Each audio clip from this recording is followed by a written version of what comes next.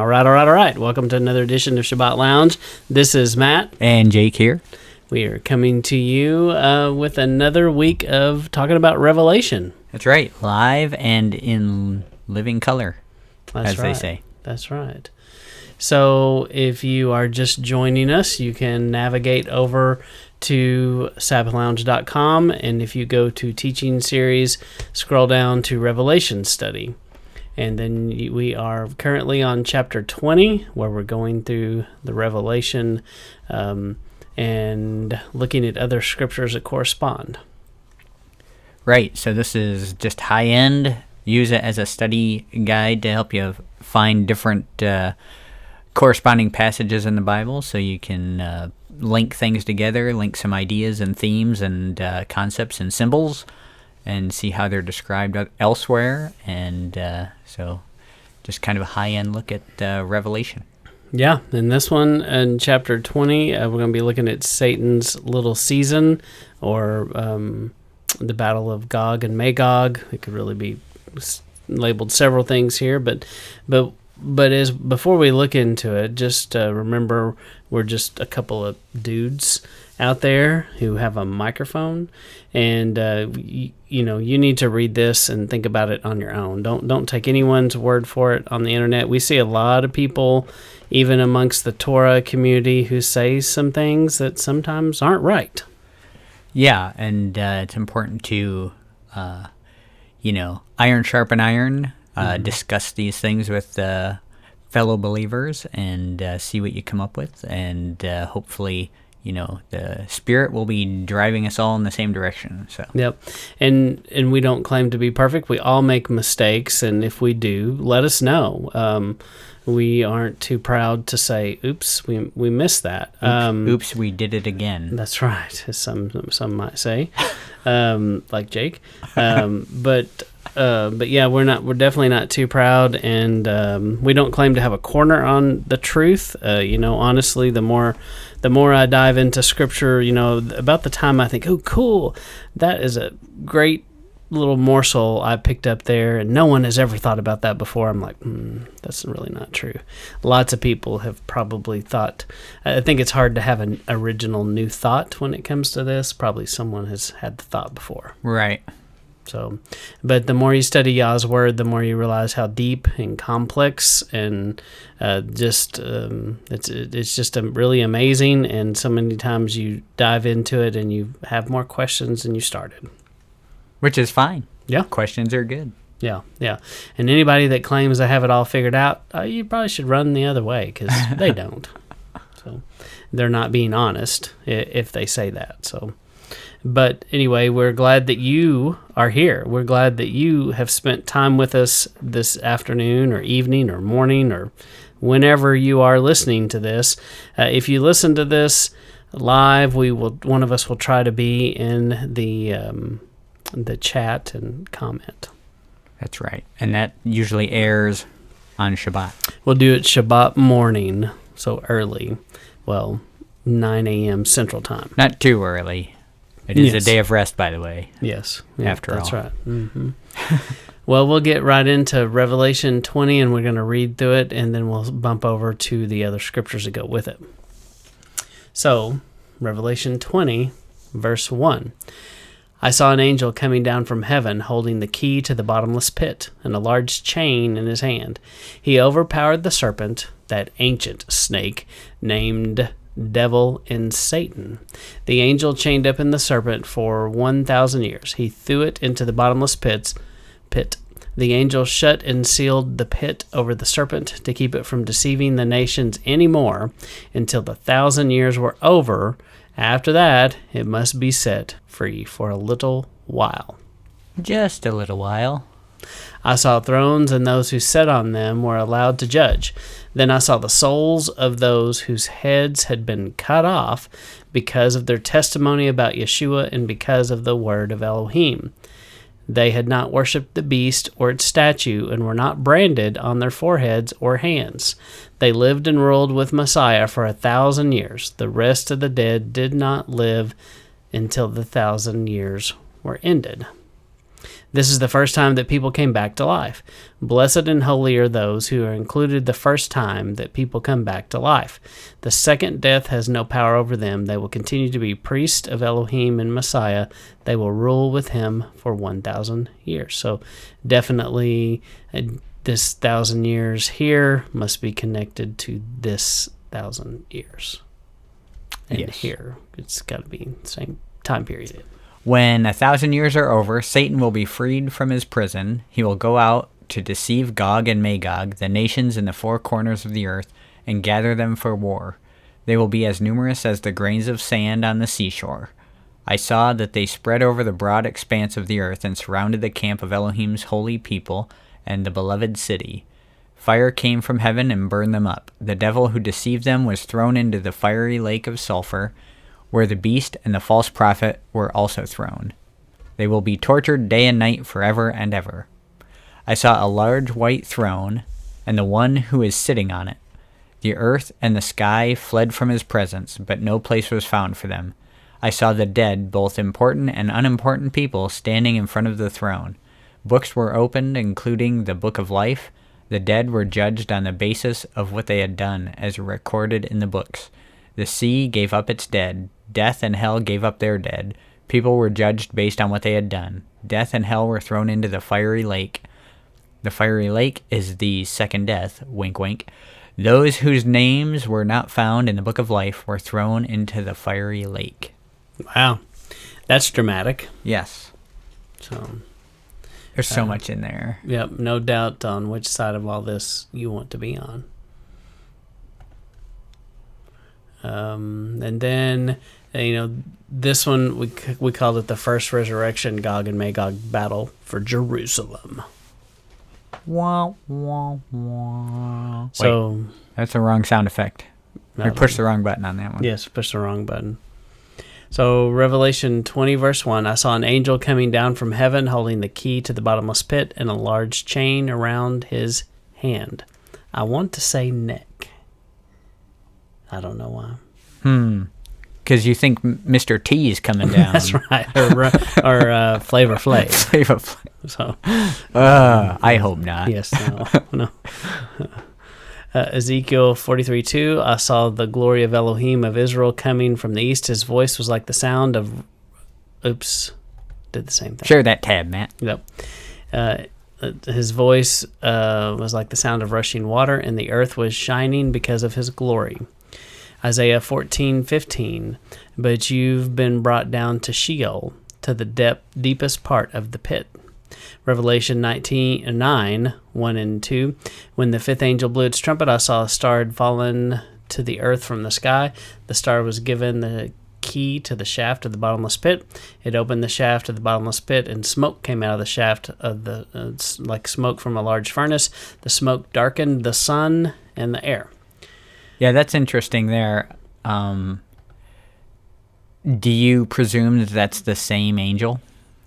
Yeah, it's like, was this written in chronological order? Not necessarily. People say that about Revelation, and that may be one of the reasons that's said, because this does seem to be lining up, that you've got an angel and With a key to the bottomless with pit? a key and doing something with it, yeah. Yeah, so unless one angel goes back and gives the other angel the key, right? Yeah. Maybe there's multiple keys. I wonder how many keys are on the holy key ring, On the whole as it key. were.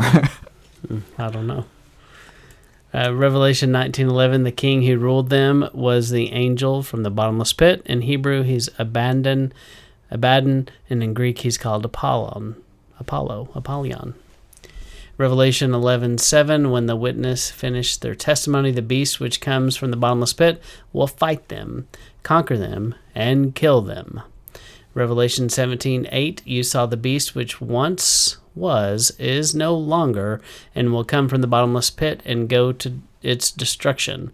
Those living on earth whose names were not written in the book of life when the world was created will be surprised when they see the beast, because it is no longer, and will come again.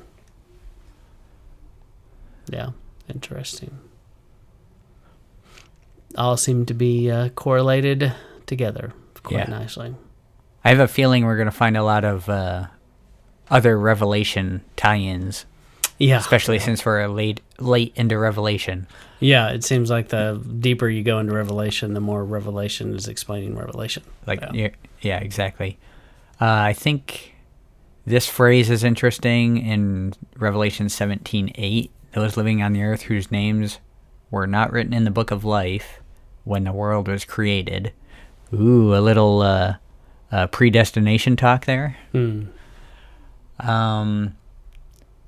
There. Now we can just go make a whole theology out of that one verse.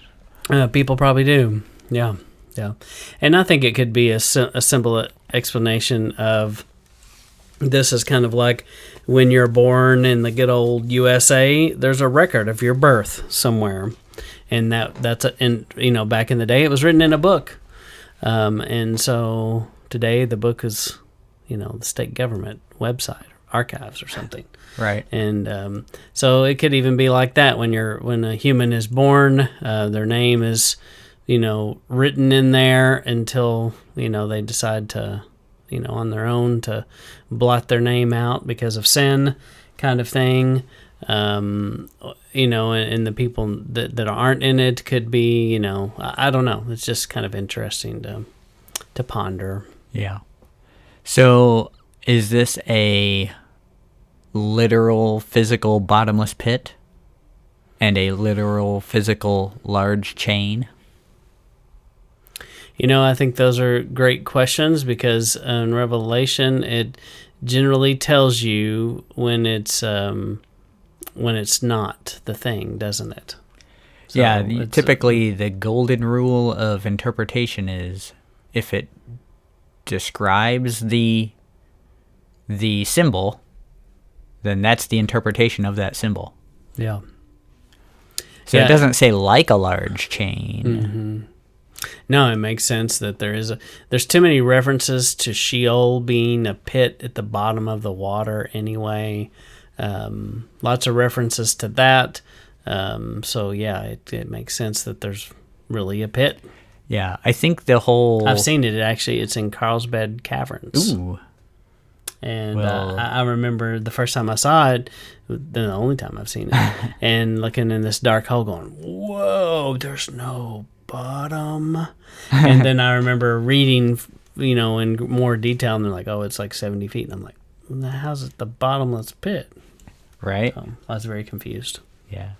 70 isn't super far. I mean, I wouldn't want to fall in it. But far enough, yeah. Yeah. I think we tend to, especially Western mindset, is to put all this stuff into, we're very big on philosophy and things like that, and making all these things ethereal and, spiritual, and spiritual meaning you can't see it or touch it. But I think when Messiah resurrects, he's spirit, right? Yeah. And they see and touch him. So point being, it would make sense that a physical chain would be used to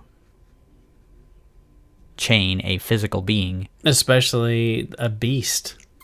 Yeah. A terrible beast. I mean, you're going to put that thing on a chain. Yeah. And it's not going to be a chain made with human hands. It's going to be a chain they can't break. Yep.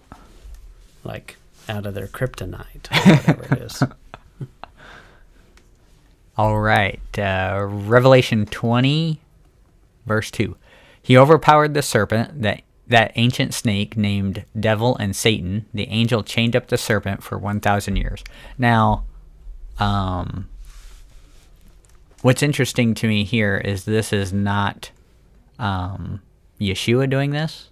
Mm-hmm. This is an angel. Probably Michael would make sense. He's had his run-in with Satan before, but it wasn't his time. Yeah. So it would make sense that they have another meeting. Mm-hmm.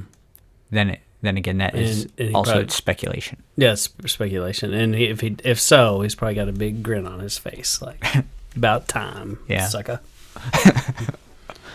So he's Mr. T. That's right. That's right. He's Mr. Just T. like we said. And he didn't even push their head down to get in the cop car. He's like, "Oh, you bump your head a little." He might push it a little. All right, so we're tying that with Genesis 3:1. The snake was more clever than all the wild animals Yahweh Elohim had made. He asked the woman, "Did Elohim really say, 'You must never eat the fruit of any tree in the garden'?" So, snake lingo. At that point, he's probably more like a dragon, because then he's cursed with crawling on his belly, right? Maybe, yeah. 2 Peter 2:4. Elohim didn't spare angels who sinned. He threw them into hell, where he has secured them with chains of darkness and is holding them for judgment. So that's interesting, because the chains are of darkness. So that's a like a poetic way of saying that they're in prison there, not a physical chain situation. Wherein the Revelation verse doesn't say anything about that. Yeah. Jude 6. He held angels for judgment on the great day. They were held in darkness, bound by eternal chains. These are the angels who didn't keep their position of authority, but abandoned their assigned place. Such good imagery on all this, too. Mm-hmm. Yeah. Yeah. Yeah, Jude is a powerful little book there if you've never read that. Revelation 23, he threw it... Hang on, real quick. Oh. Just the darkness thing reminds me of the plague in Egypt, the plague of darkness. Yeah. So that ties in there. Mm-hmm. Yeah. The darkness that could be felt. Yeah. Oh, and are we saying this is literal 1,000 years? Like interpret... Yeah.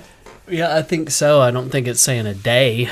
I interpret this as as 1,000 years. It's a long time. But in Yah's perspective, he does tell us that's a day, but then you make the argument, well, there's 7 days to him, I guess, of human life here or something. So, and it's one of those. Yeah, it's one of those where you could kind of reverse the idea. A day is like 1,000 years, 1,000 years like a day, but when you look at the setup of the week and the Sabbath being 1,000-year increments, that makes sense. If you take the 1,000 years and go back to days, it clearly doesn't make sense in this case for this number reference. But so you gotta kind of be careful how you're manipulating numbers. Yeah. You kind of have to use the same measure. It gets confusing, I think. Yeah. So, but either way, it's still a long length of time. And by the way, we do not hold to, Jake and I have discussed this, we do not hold to some of the 70 AD theories that you see out there that says all this already happened a long time ago. So, and that we're in that 1,000 years now, right? Yeah. And we don't intend to really, that's not the topic or the point of this, but we just have to say that. Right. So, because you may see that out there, and I also reserve the right to be wrong about it. But I'm gonna stay in the lane I'm in now, and anyway. So, all right. Did we finish 23? No, you're up. He threw it into the bottomless pit. The angel shut and sealed the pit over the serpent to keep it from deceiving the nations anymore until the 1,000 years were over. After that, it must be set free for a little while. And isn't that what is called Satan's little season, that phrase right there? Yeah, and I misspoke earlier about the loosed for 1,000 years. It's loosed for a little while, for a season, right? Mm-hmm, mm-hmm. Yeah, the 1,000 years are over in them. And then Daniel 6:17, a stone was brought out and placed over the opening of the den. The king put a seal on the stone using his ring and the rings of his nobles so that Daniel's situation could not be changed. Same kind of thing of getting a pit sealed up. Speaking of pits being sealed up. Matthew 16:19, I will give you the keys to the kingdom of heaven. Whatever you imprison, Yah will imprison, and whatever you set free, Yah will set free. Kind of interesting. These keys of the kingdom appear to be different than these other keys. Mm-hmm. Matthew 27:66, so they went to secure the tomb. They placed a seal on the stone and posted the soldiers on guard duty. So definitely verbiage of having a pit with some kind of a seal on it. That was something that world knew very well. Yeah. All right. Revelation 20, verse 4. I saw thrones, and those who sat on them were allowed to judge. Then I saw the souls of those whose heads had been cut off because of their testimony about Yeshua, and because of the word of Elohim. They had not worshipped the beast or its statue, and were not branded on their foreheads or hands. They lived and ruled with Messiah for 1,000 years. That's so. A couple things on that. Go ahead with your thoughts. Well, these are people who haven't taken the mark of the beast. Yes. Yeah. Yeah. The other thing I see on this is they sit on thrones judging. That's the disciples are promised that, right? Right. And probably the heads of the families as well, the tribes. Yeah, it makes sense. Because there's 24 thrones. Yeah. Besides the one Yeshua's on. And then one other thing on here was I saw the souls of those whose heads had been cut off because of their testimony about Yeshua. Remember probably 10 years ago now when all that was happening with ISIS? Yeah. Yeah. Crazy. Mm-hmm. Mm-hmm. But could happen again. Yeah. Apparently it will. It looks like it. Unless you say that time was this. Yes. Yes. Yeah. All right. Psalm 90, just throwing out trouble everywhere we go. That's right. Yeah. Psalm 90, verse 4. Indeed, in your sight, 1,000 years are like a single day, like yesterday already passed, like an hour in the night. Ecclesiastes 6:6. Yea, though he lived 1,000 years, twice told, yet hath he seen no good. Do not all go to one place? That's interesting, too, because when Messiah dies and is buried, he goes down to Sheol, right? Mm-hmm. And in the time frame that Ecclesiastes is being written, their understanding is everyone goes to one place at the end. And yeah. So I think that's interesting. Mm-hmm. Daniel 7, verse 9, I watched until thrones were set up, and the Ancient One, who has lived for endless years, sat down. His clothes were as white as snow, and the hair on his head was like pure wool. His throne was fiery flames, and its wheels were burning fire. So his throne is mobile. Well, it sounds like he's a wheelchair guy. Maybe. Okay. I think that's how they came up with Professor Xavier. I don't know that. I don't know that either. I don't know him. From X-Men? Oh, yeah. I never watched that. You missed out on Saturday morning cartoons, Matt. Yep. Okay. Daniel 7:22.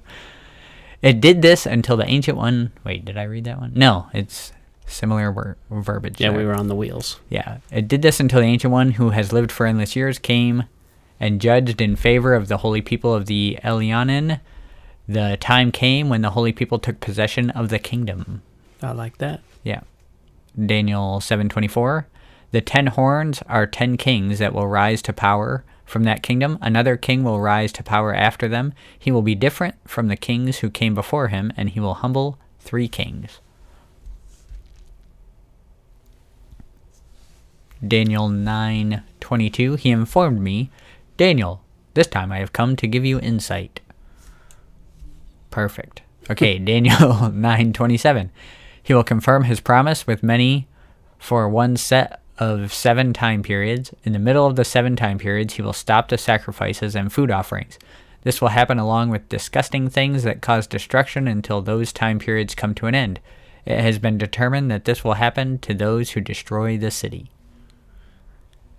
Matthew 19:28. Yeshua said to them, I can guarantee this truth.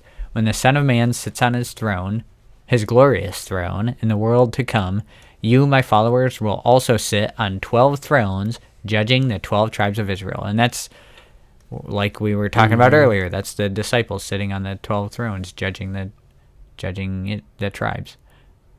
Okay, so interesting here. They're not judging outsiders. Yeah. Judging within the family.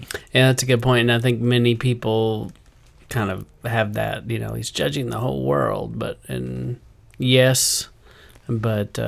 there's judgment in the house of Yah first. Yeah. John 14:19. In a little while the world will no longer see me, but you will see me. You will live because I live. 1 Corinthians 6:2. Don't you know that Elohim's people will judge the world? So if you're going to judge the world, aren't you capable of judging insignificant cases?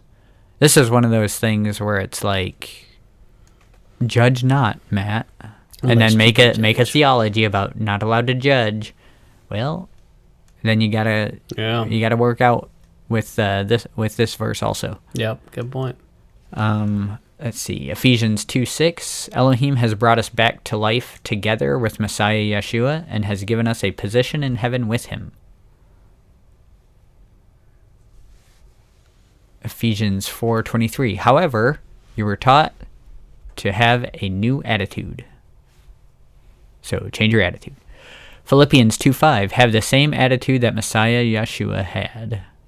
2 Peter 3:8. Dear friends, don't ignore this fact. One day with the Master is like 1,000 years, and 1,000 years are like one day. Revelation 14:8-11.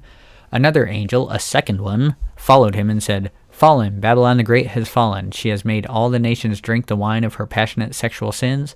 Another angel, a third one, followed them and said in a loud voice, Whoever worships the beast or its statue, whoever is branded on his forehead or his hand, will drink the wine of Elohim's fury, which has been poured unmixed into the cup of Elohim's anger. Then he will be tortured by fiery sulfur in the presence of the holy angels and the Lamb. The smoke from their torture will go up forever and ever. There will be no rest day or night for those who worship the beast or its statue, or for anyone branded with its name. Yikes. So I think that this kind of imagery is where people get their ideas. I mean, a lot of their ideas about hell came from Dante's Inferno, but this kind of leads credence to you're working in torture day and night 24/7 with no rest. Yeah. Where whatever is happening there is not pleasant. Well, and we'll get to this later on in chapter 20 of Revelation, and we'll make some comment on that when we get there as well. And then Revelation 25, the rest of the dead did not live until the 1,000 years ended. This is the first time that people came back to life, which is interesting because weren't there people that came back to life after Yeshua resurrected? Yes. The graves broke open, and the dead walked. Yeah. So, I don't know if that's a translation deal. Maybe somebody out there knows. Right. So, I have this idea, patent pending, so no one's allowed to steal this. Wait, that's not right. Copyright is books, right? Trademark. Trademark? Mm-hmm. I'm trademarking this idea, so you're not allowed to steal it. Okay. But I think, well, and I probably won't do this just because I don't want to be, told that I'm adding to scripture or anything like that. But I always thought it would be interesting to make like a book called something stupid like The Lost Book of Z or something stupid like that. Okay. And so since that verse about the grave split open and the dead walked like around everybody in town, it's one verse, but this Lost Book of Z would go into all the detail of like what that looked like, and it would be a zombie book basically. That was always my idea. Yeah. When I read that, I was like, oh, we need to make like a zombie Bible book that explains that goes off on that idea. Yeah. It makes you wonder what happened with them. Did they Yeah. Were they resurrected permanently, or was it temporary? Yeah. But I think that idea would be bad. So, Yeah. I mean, it would be interesting for sure, but zombies are bad. Yeah. Yeah. Well, you heard it there first. So throw your eggs at Jake. That's right. So Ezekiel 37:10-14. So I prophesied as he commanded me, and the breath entered them, and then they came to life and stood on their feet. There was enough of them for a very large army.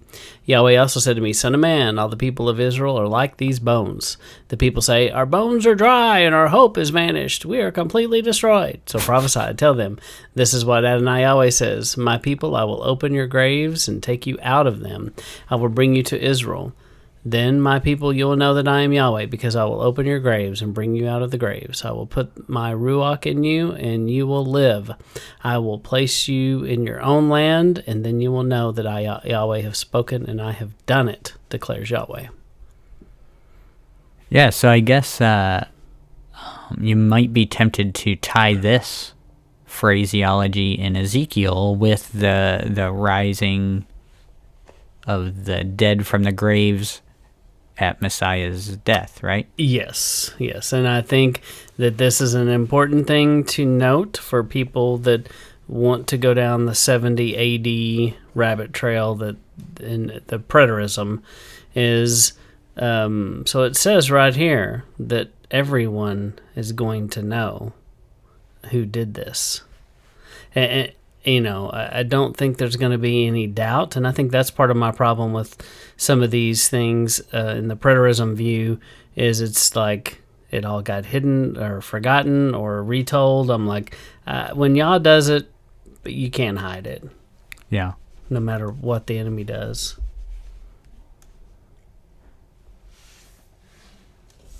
But this is, it says, I will, you will know that I am Yahweh. Yeah. Because I did this. So, Luke 14. Well, I guess the argument to that would be, they would say, well, it says, my people will know I'm Yahweh. And if you know Yahweh, you're his people, right? It's kind of circular argument, but yeah, true. I think that's the direction it would go. Yeah, but I think people are going to notice that. Well, and and if there wasn't some evidence to that, no one would listen to it. Mm-hmm. There's very intelligent people go down that path. Mm-hmm.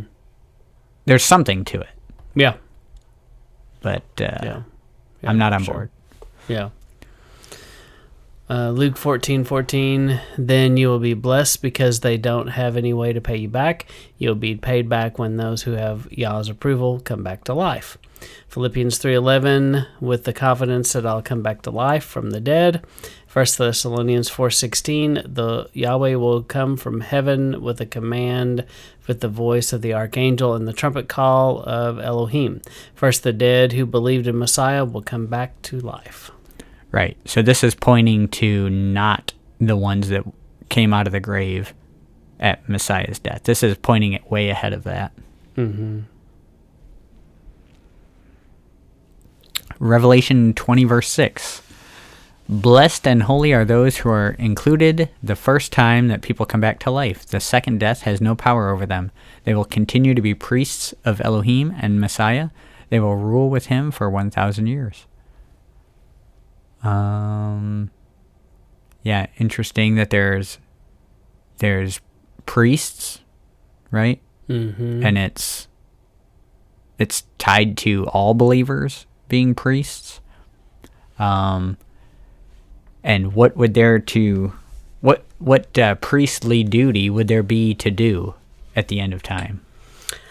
I don't know. That also is a very much heated, debated topic as well.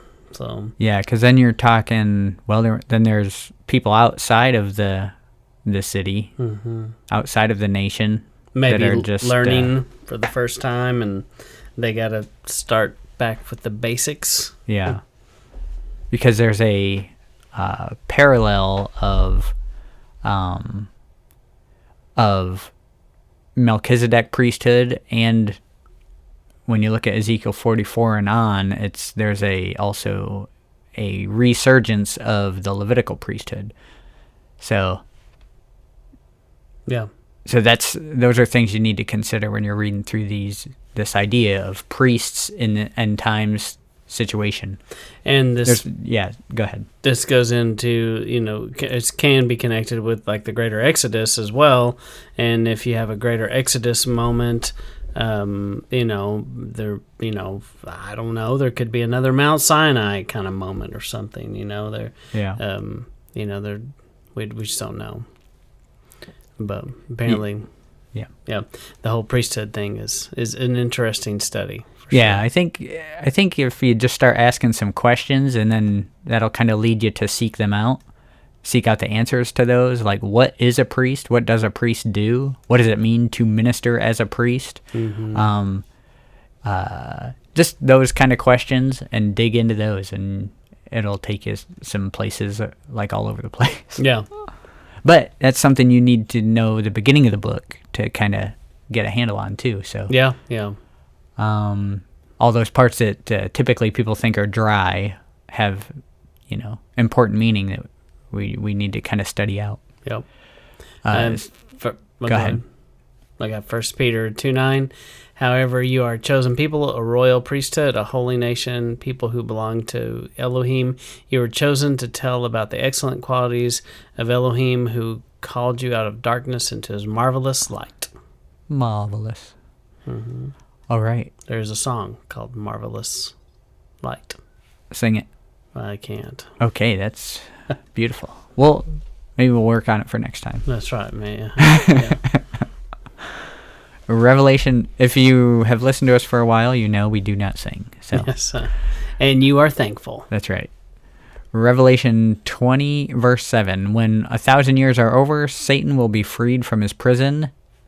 Matthew 18:18. I can guarantee this truth. Whatever you imprison, Elohim will imprison. And whatever you set free, Elohim will set free. So I hope he doesn't set Satan free. Well, he does for a little while, right? Yeah. I was just sitting here thinking, man, I got away with a short one, but no. No, I get the long one. Oh, man. All right, so Revelation 28, he will go out to deceive Gog and Magog, the nations in the four corners of the earth, and gather them for war. They will be as numerous as the grains of sand on the seashore. I think I've heard that before. Mm-hmm. So in context, in relation with verse 7, the he here is Satan, or Hasatan. Ezekiel 7:2, Son of man, this is what Adonai Yahweh says to the people in the land of Israel. The end is coming. The end is coming to the four corners of the earth. Ezekiel, little doubt of what that's talking about. Ezekiel 38:2, Son of man, turn to Gog from the land of Magog. He's the chief prince against the chief prince of the nations, Meshech and Tubal. Prophesy against him. Ezekiel 38:6, Gomer will come with all its troops and with the nation of Togarmah from the north. There will be many armies with you. Ezekiel 39:1, the master says, Son of man, prophesy against Gog. Tell it. This is what Adonai Yahweh says. I'm against you, Gog, the chief prince of Meshech and Tubal. Ezekiel 39:6, I will send fire to Magog and those who live safely on the coast. They will know that I am Yahweh. Isaiah 34:2, Yahweh is angry with all the nations. He's furious with all the enemies. He has claimed them for destruction. He has handed them over to be slaughtered. Zechariah 12:3, on that day I'll make Jerusalem a stone too heavy for all the nations to lift. All who will try to lift it will be severely injured. All the nations in the world will gather to fight against Jerusalem. We're going to get a hernia. Right?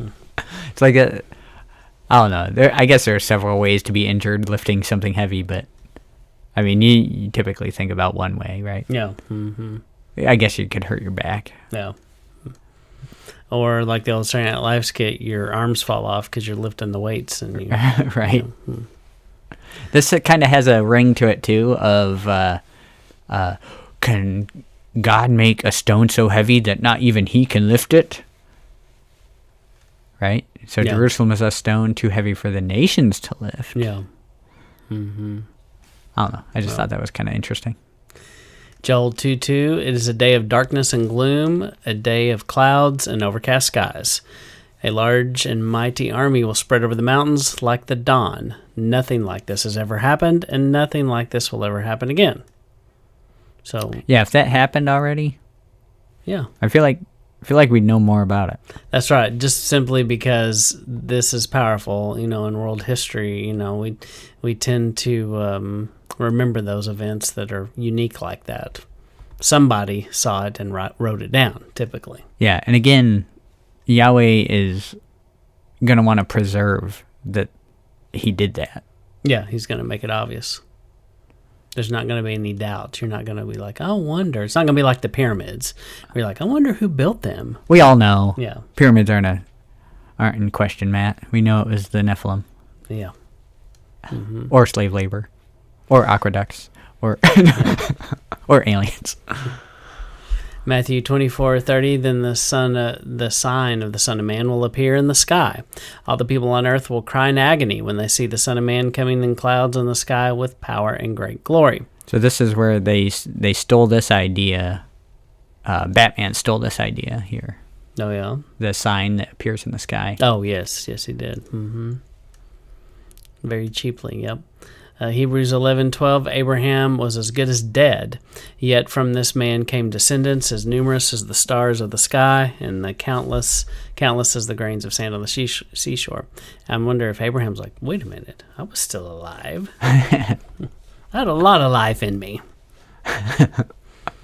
So, go back up to the Revelation part. Okay, the nations in the four corners of the earth. He's deceiving Gog and Magog. And they are the nations in the four corners of the earth. And he gathers them for war. They will be as numerous as the grains of sand in the seashore. So, this is Satan's army that's as numerous as the grains of sand in the seashore. Interestingly, a ripoff of Abraham's descendants, the promise from Yahweh. Yeah. And people theorize about Gog and Magog. People say things like, it's Russia, it's all this. Russia and Iran. Yeah. Been hearing that since I was a kid. Yeah, yeah.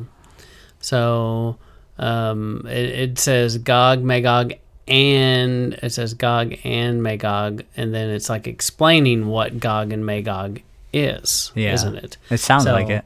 So it's interesting because people generally say Gog is from the north, but to me, when I read this, it's saying they represent all these different nations from the four corners of the earth. Yeah. Everybody. Well, let's be honest. It. Russia's trying to be like a whole corner of the earth. Yeah, and doing a pretty good job of it. Yeah. Yeah, they're pretty big. Yeah. It's giant. Yep.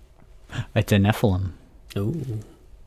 That's where they all went. Okay, Revelation 20, verse 9. I saw that they spread over the broad expanse of the earth and surrounded the camp of Elohim's holy people and the beloved city. Fire came from heaven and burned them up. All right, Deuteronomy 23:14. Yahweh your Elohim moves around in your camp to protect you and hand your enemies over to you. So your camp must always be holy. This way, Yahweh will never see anything offensive among you and turn away from you. This is the pointy stick reference. Yeah, it's about cleanup after, I want to be walking in that. Yeah. Mm-hmm. Pick up after your pet. And your kids. Mm-hmm. So, Psalm 18:13. Yahweh thundered in the heavens. Elyon made his voice heard with hailstones and lightning. Psalm 87:2, Yahweh loves the city of Zion more than any other place in Jacob.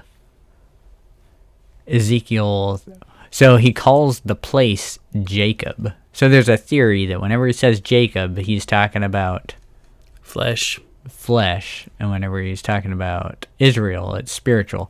Or it's the idea of when you're in trouble, when your kid's in trouble, you're always your mom's kid then. Mm-hmm. And if you're not depending, if I'm talking, my kid's in trouble, my kid's their mom's kid, right? Uh-huh. But if they're really good, they're my kid. Yeah. Look what my son did. Mm-hmm. Mm-hmm. Right? They're so smart. Yeah. So, I don't know if I go with that theory, but something to think about. Yeah, no, I do think that it is something, because when you consider every time he uses Israel, he's saying one who struggles, and I forgot what does Jacob mean. Heel grabber. Yeah.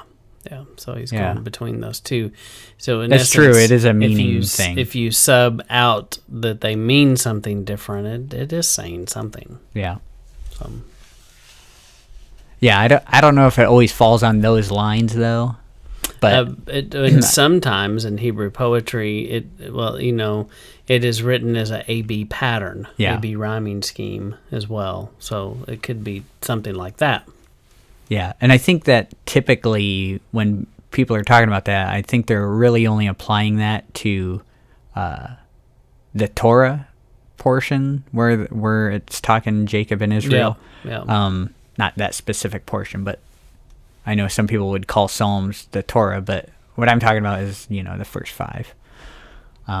Typically, I think that's where they're making their case. So when it jumps to Psalms and stuff like that, I think they're like, it's out of the realm of that situation. Mm-hmm. I'm not sure, though. Yeah. All right. Ezekiel 38:9, I read. Ezekiel 38:16, you will attack my people Israel like a cloud that covers the land. In the days to come, I will let you attack my land so that nations will know me. I will use you for my holy purpose as they watch. Once again, I think you get an inference of, they're going to know.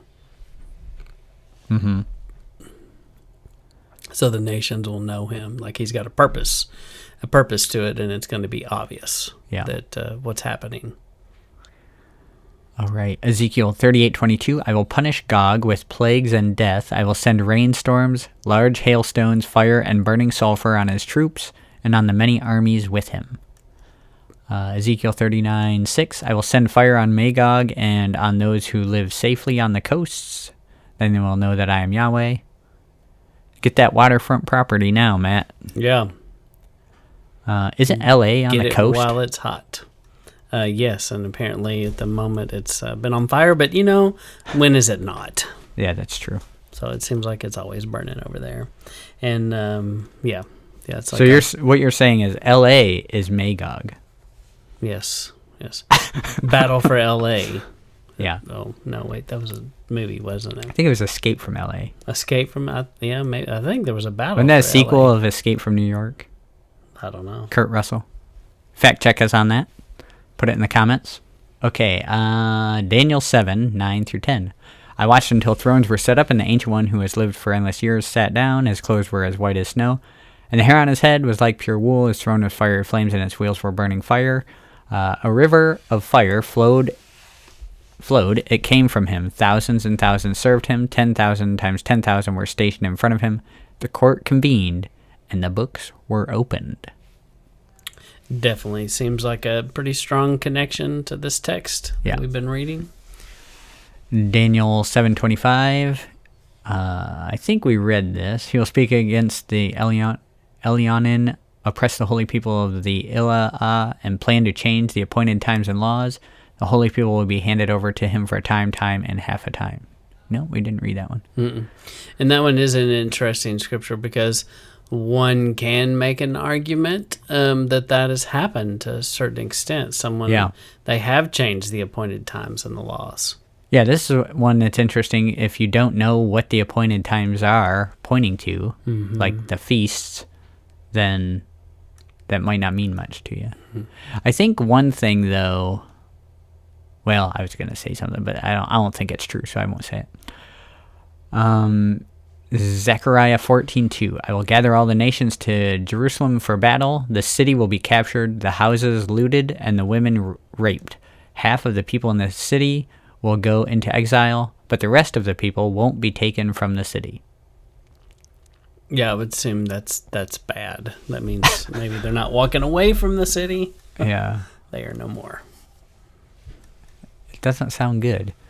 Luke 21:20. When you see armies camped around Jerusalem, realize that the time is near for it to be destroyed. That's when you want to sneak out of there. Yeah. 2 Thessalonians 1. Well, then again, you got fire raining down from heaven that could possibly save you, right? And I would say, your preterist view on that would be, that did happen when Jerusalem was destroyed in 70 A.D. Mm-hmm. But then again, you'd have to say, well, it also happened back in the Maccabees and in 586. Yeah. And also before Messiah, like Nebuchadnezzar time frame, Right. that kind of thing. But yeah, that'd be your 586 one. Oh, yeah, I guess. 586 BC. Okay. 2 Thessalonians 1, 7-8. It is also right for Elohim to give all of us relief from our suffering. He will do this when the Master Yeshua is revealed, coming from heaven with his mighty angels in a blazing fire. He will take revenge on those who refuse to acknowledge Elohim and on those who refuse to respond to the good news about our Master Yeshua.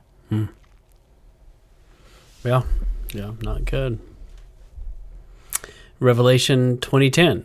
The devil, who deceived them, was thrown into the fiery lake of sulfur, where the beast and the false prophet were also thrown. They will be tortured day and night, forever and ever. Isaiah 11:9. They will not hurt or destroy anyone anywhere on my holy mountain. The world will be filled with the knowledge of Yahweh like water covering the sea. That's a beautiful picture.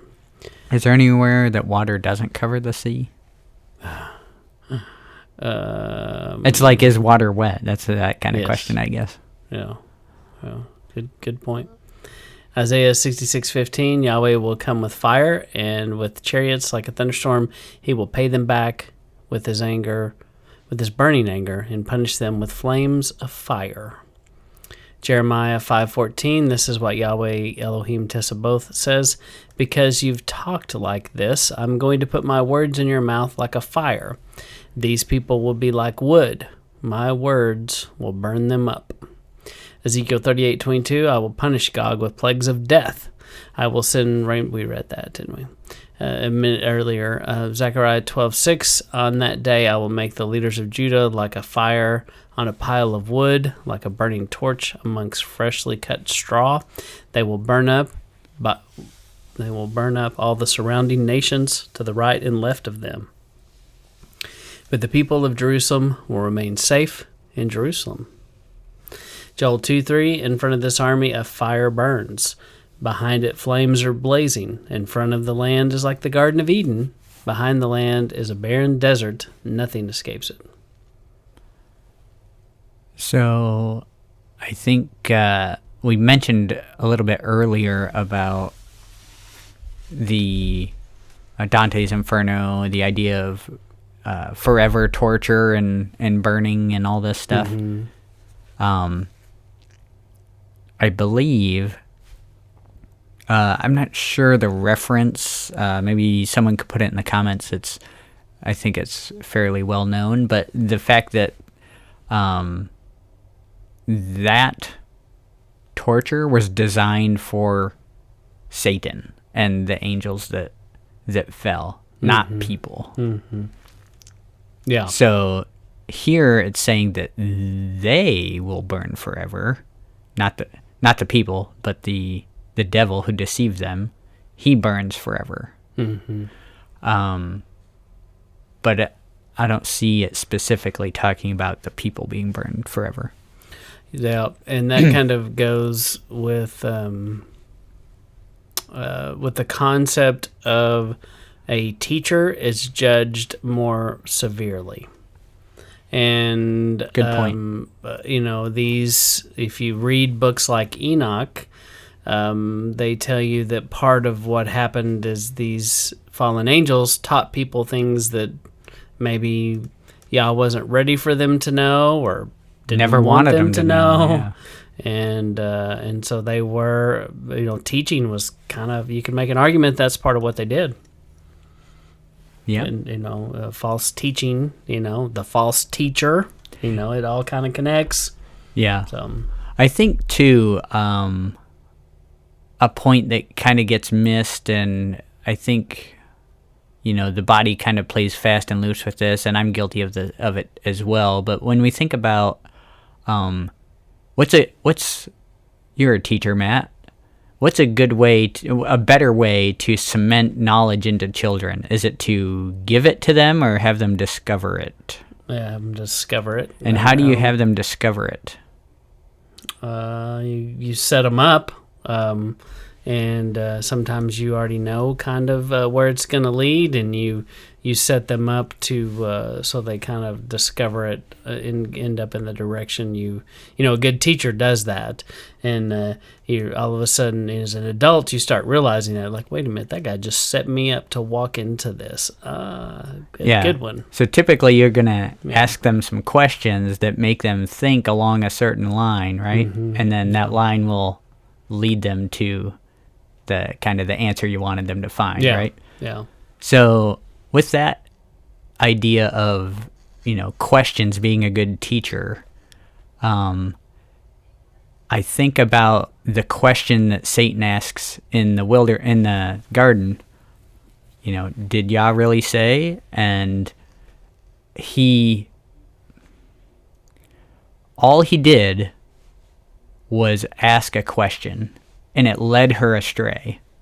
So I think sometimes we need to be careful what questions we're actually asking, because we'll read something and go, oh, I wonder if it means now you've gone possibly way off track. Yeah. And now you're bringing all this other ideas into your head that are actually dangerous. Yeah. I think that's a tough thing to play with, because we are trying to discern what these things mean. So you have to ask questions. But I think it's something we need to be careful with. Yeah, that's an excellent point, because early on in Torah, you're just like, they lied to me about this. And you turn the page the next day, they lied to me about this. It's like everything. And then most people go down a conspiracy rabbit hole, and they start looking at all these other things and looking at the sky and all the things man is doing. And you're just like, what? I can't believe this. And if you're not careful in our Torah circles, we can get caught up in those wild rabbit trails. And they could all be true, or they could half be true. But sometimes we camp out in them like it's the gospel truth. And we don't know many of these things, and we can't change them. We can pray about these things, but we would rather sit around and talk about how terrible it is often than put a lot of prayer time in it, or action. Yeah. Toward it, right. Mm-hmm. And we will spend more time, effort, and energy sometimes chasing these negative things because it is like fear porn, and we're like, "Ooh, this is good. I like this. Yeah." I am also angry. Yes. And your mind can just spiral out of control, and it's like the more you watch it, the more you want to watch it, and the more you want to find out. But sometimes you have to go, whoa, what am I doing here? I'm not in the Word. I'm not in prayer. I think a good question to ask is, if you're caught in that little spiral, what's the fruit that's coming out of it? Yeah. And then you can kind of gauge it that way. Yeah. Because if your fruit is negativity and fear, cynicism of the world around you, it's probably not a good place. And then if it's making you angry, that's probably not a good thing. And I think it's something to pay attention to, especially in our fellowships where we can spiral out of control and be like, "Did you hear about this? Did you hear about this?" And it may all be true. But it just sometimes is the wrong focus, and then also it can really hurt your witness, because we want to be heard. We want our friends, our family members to hear us. My son-in-law put it really well. He said, you go into Torah and you're kind of an island over here from the rest of, a lot of times you're an island from the Christian camp, you're an island from the Jewish camp, and they're like, whoa, weirdos over there. Have fun with your little island self over there, your little tribe. And then you start camping out on too many of these rabbit trails, fringe topics, which may not be true, and for sure aren't salvation issues. But I also would say some of these issues, if you're not careful, you can lose your salvation chasing some of these things, because you could get to a point where you don't believe anything if you're not careful. And I think sometimes you kind of got to rein that in and go, wait, what am I doing here? What is my purpose? Is my purpose to do this, or learn about Yah and His kingdom and His word and how to put it in my life and put it in practice? Because that's the important part, is putting it in practice and walking it out. Not just storing a bunch of information in your head doesn't do you or the world any good. Yeah, then I think you're in danger of Gnosticism. Yes. If you're not careful. Then because you're just building up knowledge to have this knowledge and you've done nothing with it. But then you puffed your own self up and you're like, oh, look what I figured out. And, that's easy. We don't do that though, Matt. We hope not. I hope we do not. I've fallen into those categories. Well, I'm saying I hope we don't do that on Sabbath Lounge. But, well, right. But is my human life, absolutely. For me, I was that way teaching school, because teaching as a teacher, that kind of puffs you up a little bit, and because you're the expert. You're the smartest one in the room. That's right. There's this element of respect. Hopefully. Yeah. There's this element of respect from the community, from the teachers, from other teachers, from parents, from kids, and they look to you as being smart and knowing a bunch of stuff, and you kind of get to where you're like, yeah, you believe your own hype a little bit, and you're like, yeah, I'm a pretty big deal. That's right. And I kind of had that attitude, and I think that's why Yah took me out of education and put me into a field that I didn't know much about in landscaping, and it's like, all right, fella, you think you know something, don't you? Let me show you. Let me show you what you don't know. And he humbled me, and I looked foolish several times, and I learned, how ironic. Not only did he humble me, but he used an atheist man to do it. And he's like, that's the worst, right? I know. So it was like a judgment from him, that and the thing that I had to learn, and I came out better for it, because I recently had a coworker who has told me things like that before, that he got humbled, and maybe he didn't learn all the lessons that he should learn, and I think that can happen if you're not careful. Yah can humble you, and hopefully we learn all the lessons we're supposed to learn, because if we don't, I think it might happen again. Yeah. Till we get it. Right. So, but anyway. Yeah, all that just easy. To say that, we're saying that to ourselves as much as we are to anyone else. Yeah. We want to just encourage you in those fellowships to be focused on what you're supposed to focus on, and not get too distracted, because fellowships can divide over some of these rabbits, and if you pursue them too much, you're just going to create division. And sometimes you can just sit and be silent on a matter. It's okay. You don't have to say your 2 cents, but if you like to talk, sometimes that's hard to do. Like sitting on your hands, like yeah. Maybe you need a buddy that can poke you in the ribs or something, and that's your sign. Some of us have that, and it's called a spouse. All right, Revelation. That's what we were doing. Revelation. Yeah. 20 verse 11. Speaking of rabbit trails, I saw a large white rabbit. Wait. No, I saw a large white throne, and the one who was sitting on it. The earth and the sky fled from his presence, but no place was found for them. Daniel 2:35. Then all at once the iron, clay, bronze, silver, and gold were smashed. They became like husks on a threshing floor in summer. The wind carried them away, and not a trace of them could be found, but the stone that struck the statue became a large mountain, which filled the whole world. Daniel 7:9. I watched until thrones were set up, and the Ancient One, who has lived for endless years, sat down.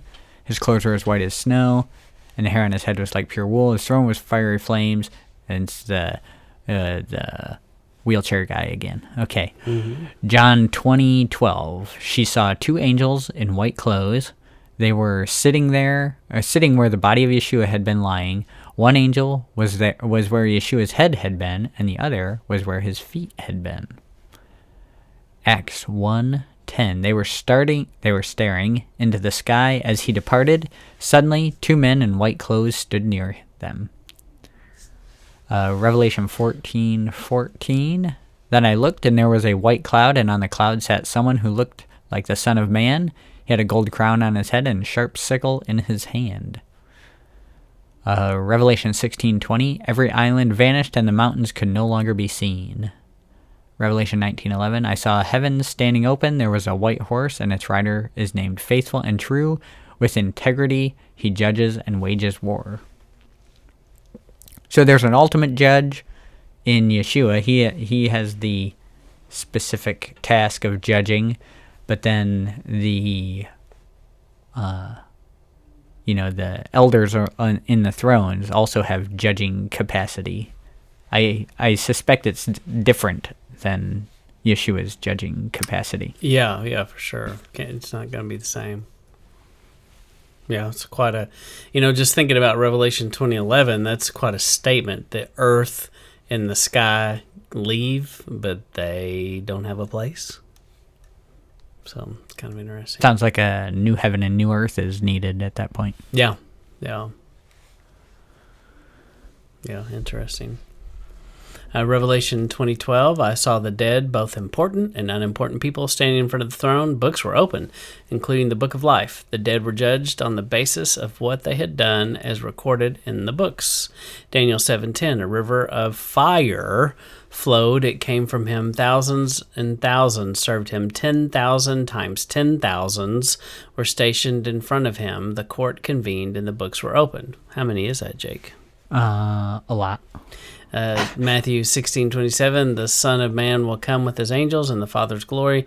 Then he will pay back each person based upon what he has done or not done. John 12:48. Man, I really did some weird things with the numbers there. John 12:48. John 12:48.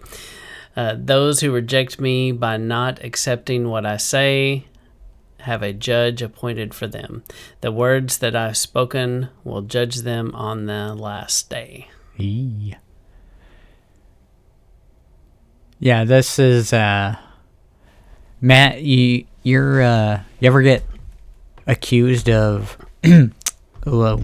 believing in a works-based salvation? Oh yeah. Yeah, right here it's saying the dead were judged on the basis of what they had done. That's interesting. So what you're doing is recorded in the books, meaning the books, well, there's multiple books. The book of life, also there's other books. The books were open, including the book of life. And then, so all that's recorded, and all the doings that are transpiring, and then judgment based on that. Yeah, and isn't it interesting, in our modern world, we have something like this.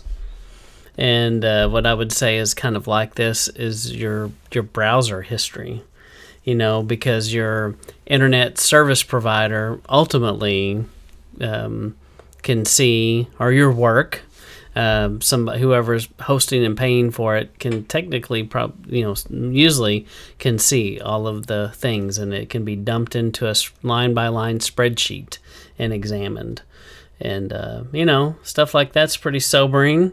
But that's kind of like this, if you've ever seen that data dump, where it timestamps and gives the websites. It's similar to your browsing history, but it's like you can't hide it. You can't, unless you do, what's it called? VPN, then you can. But anyway. To me, that's kind of an example of all your deeds are. Yeah, whenever I VPN, I make it look like I'm at Matt's house. Oh yeah, I appreciate that.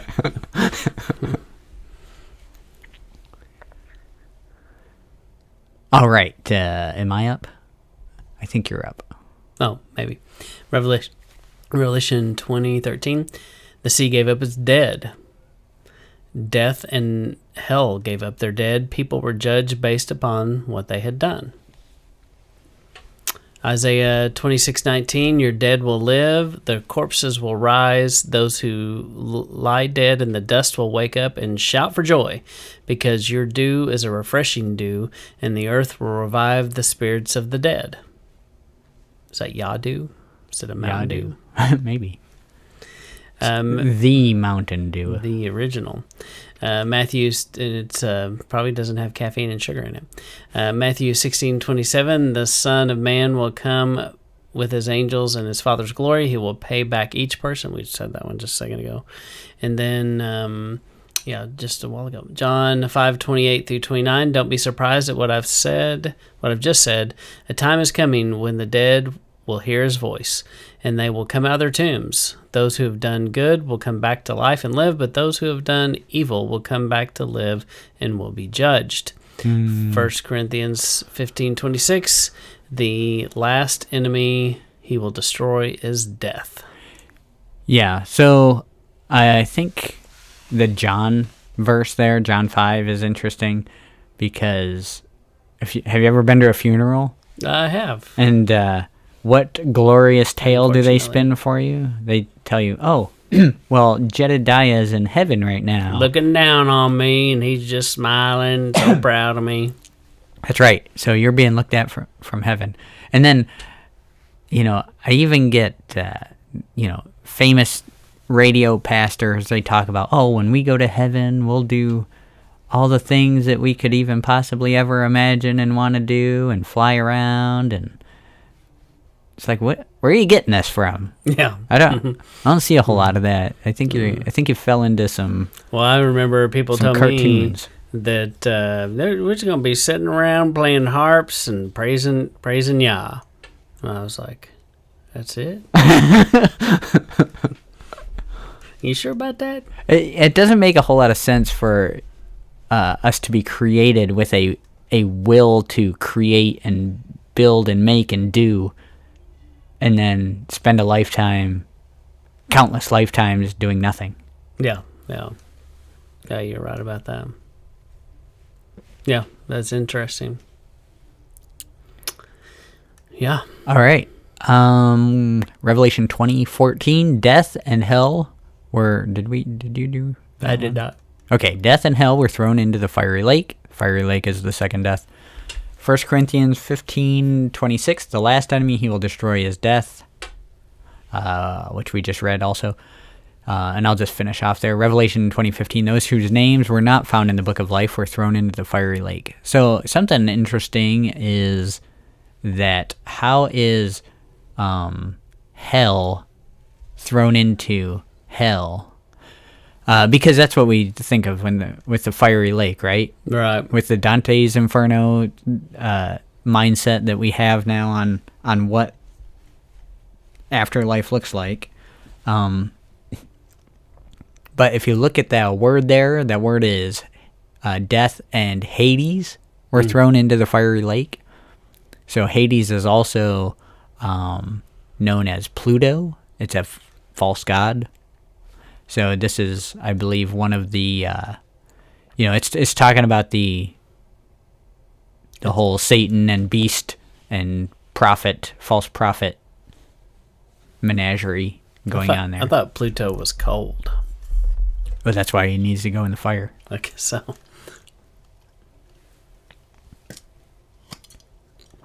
No, that's interesting. That's a good point. Well, at the bottom of this, this is I can't remember the name of this outfit, but they do these images for free, and I have this in several places.